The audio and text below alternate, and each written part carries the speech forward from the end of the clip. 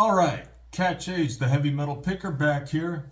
Guess what's going on in metal news this week? Apparently, Power Trip is set to open for the reformed Pantera in Europe in 2025, and this has alarmed the woke police. They're very upset about this.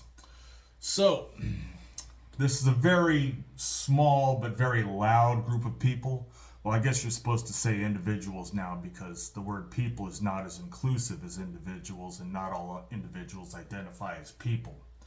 But anyhow, so I checked this article in the Dallas Observer, which showed an old piece of an interview from Riley Gale from like 2017, in which he decided that Power Trip was going to turn down a tour with Superjoint Ritual, which was fronted by Pantera frontman Phil Anselmo. So I'm going to read this article to you, and I will interject my opinions accordingly. Superjoint Ritual asked us to go out. It was hard, but you know what? It was one of those things that, it was only a year ago. Phil got busted for Sieg Heiling on camera. And one of the guys from Pig Destroyer, I believe it was Blake, he plays in a band with Phil. He was there, and he was kind of explained that Phil was actually being sarcastic and trying to address his hecklers. Yeah, context means nothing nowadays. Everything has to be literal. But you know what? He's done some stuff that made us too uncomfortable. And I don't want to go out there and feel like I needed to be the guardian for Phil Anselmo regarding his politics. And I certainly didn't want to come out there and end up disagreeing and then being on tour and with a band that hates us for politics for a few months. It was a really hard thing to turn down. I would love to see what Phil Anselmo is really like in person, as a person. Well, I believe at the time, if Phil was still using drugs, Phil and Riley probably would have gone along quite well, sharing their love for opioids. Phil probably would have even been kind enough to share his dirty used needles with Riley. But I'm going to suspect that the real reason that this tour was turned down was probably because of money. Now, as you may recall, previously Deicide had opened up for Superjoint Ritual, and I guess they weren't getting paid enough money, and Glenn Benton is pretty open about, money.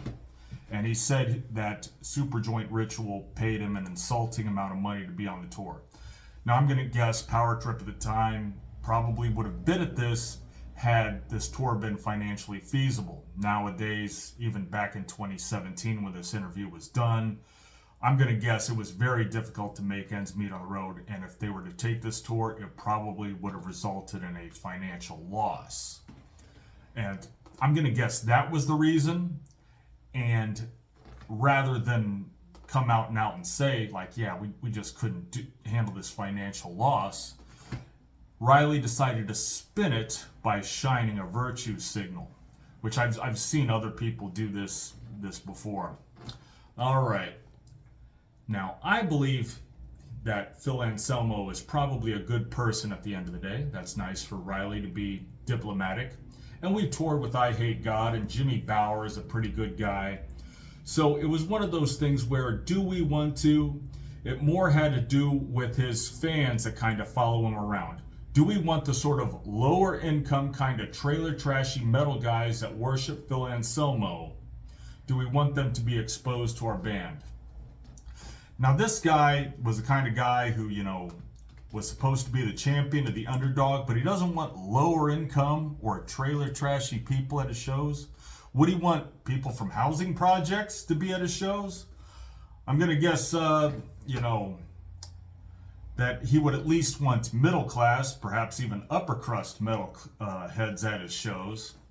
But yeah, this reeks of what the woke people call classism. And, that's what a lot of woke people say. Do as I say, not as I do. So it was tough. I would have loved this opportunity to play with Phil and get to know him as a person, but to tour with blah, blah, blah, blah, blah, whatever. And I know that 90% of you are probably not going to make it to this point in the video, but I'll address some things just in case you're wondering. Somebody's probably gonna say, okay, boomer, so check this out. Someday you're gonna be my age, and then what are you gonna do? Unless you get into drugs, then in that case, you'll never live to be as old as me, or perhaps as old as Riley was when he died. But do I live in a trailer park? You're probably going to say that too, right? No, where I live is much, much, much worse. All my neighbors like to have rainbow flags, and they have signs in their lawn displaying whose lives should matter. So those are the people who make up the neighborhood in which I live. Now, they do this in order to impress their neighbors. But I got something much better and much more impressive. And that's my kitty cats right here. What's not to like there? They also used to have Ukrainian flags, but now they switched them out for Palestinian flags because that's the victim class du jour this week. Now, it was just a couple years ago that if you spoke out against a Jewish person or the Israeli government or anything, that made you a Nazi. But things have changed really quickly.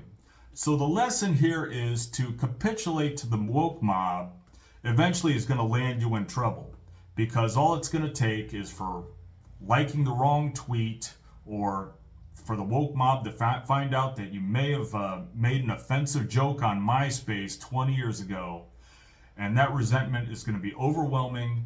It's not going to be reversible. These people are going to hate you forever. So there's really no point in a metal band trying to capitulate to such people, because you'll never make them happy, and it only takes one slight mistake you made many years ago for it to bite you in the ass. You have anything else dumb to say? Go ahead and post a comment.